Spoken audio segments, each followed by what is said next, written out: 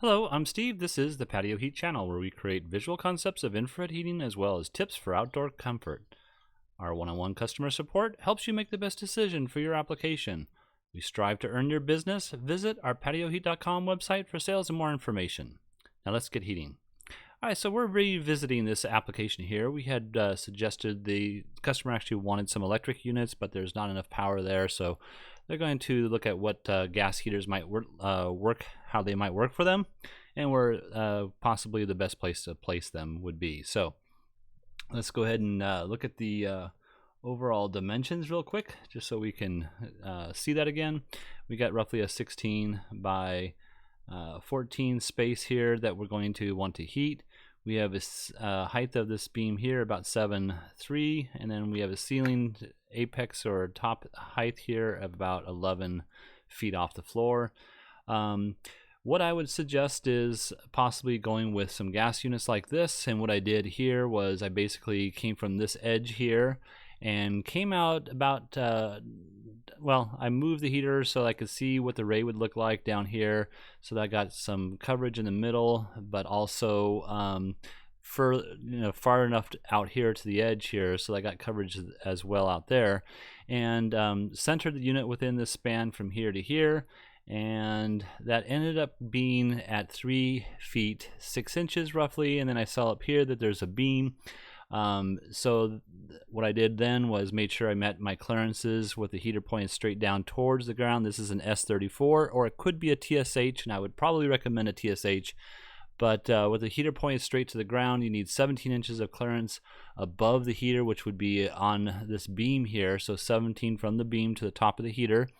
And I came up to this location that was really close to the edge right here. So what I thought was, maybe just come up with your own L bracket and mount this bar here on that L bracket, or you can change maybe the bracket itself here, the orientation, and then drill another hole in that. Let's see if I can show you how that might look real quick. So if we just went this with 90 degrees, then we're only, we have a hole there still. Now we have the old hole here. You would mount the you'd have to mount, you can see there's holes inside here. You'd have to mount this bar or this bracket here, they call it a wall plate, to the actual beam itself, and use those screw holes to do that. And then you would drill your own hole over here in order to secure it the best possible way. So that's something you could do, or just come up with your own L bracket that looks right or looks better to you, you personally. So but it ended up being 3.5 feet, center of the heater to the outside edge of this beam, or the inside edge of this beam here. So inside 3 feet, center to heater.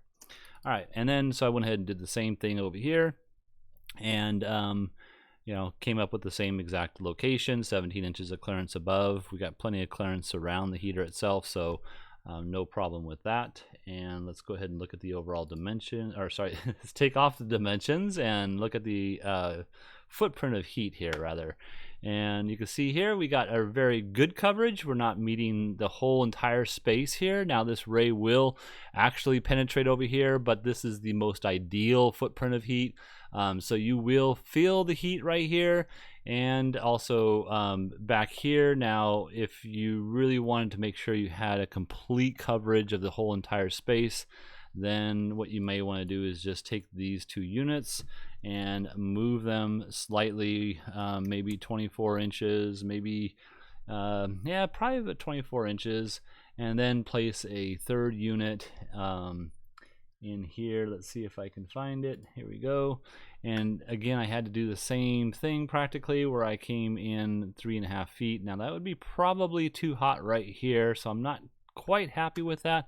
But again, if you got a TSH model, then a TSH model you could turn down to 25,000 or to 34,000, depending on what your seating is that particular day and how much heat you really would like. So that would be my my suggestion on that. You could move the heater out a little bit further, but you'd have to drop it down, and that would make it more intense again. So something just to think about. I kind of like the first application myself better, which is just using the 2 units here. All right, so last thing I want to talk about is you got a gas heater in this enclosed space here. You need to vent those exhaust gases out of here. This is called a O'Hagan cloaked vent. It's made for attics and rooftops. They're waterproof. They go on your rooftop. You can paint it the same color as your structure itself. And the only thing that you may want to do is either paint this here, or what I would probably recommend is that you come up with a cover maybe, and I'm just using the same type of wood that the structure is going to be made out of, and make sure it follows the grain, whichever way that grain is. I'm about 6 inches further over and about 6 inches deep as far as its gap between the ceiling and the top of this cover, so that way you really don't notice it that much. Or again, you just can go ahead and just paint that cover itself, the physical sheet metal that they have on that itself. So just something to think about. But you do need to evacuate the exhaust gases out of a structure like this. Otherwise, what will end up happening is all this hot gases are going to heat up this whole area here, burn out your fan, burn out the heaters themselves. Anything else, lighting or anything like that you have up there, will cause that problem. So definitely need a ventilation system for an application like this. All right, well, I hope this has helped. If you're looking for some assistance with your outdoor heating application and you would like us to review your plans, please send your information into designs@patioheat.com. I'm Steve, and please tap that like button. We don't advertise, we don't monetize. YouTube does not promote us unless we get your thumbs up, and we really need that. Thank you so much. Have a beautiful day.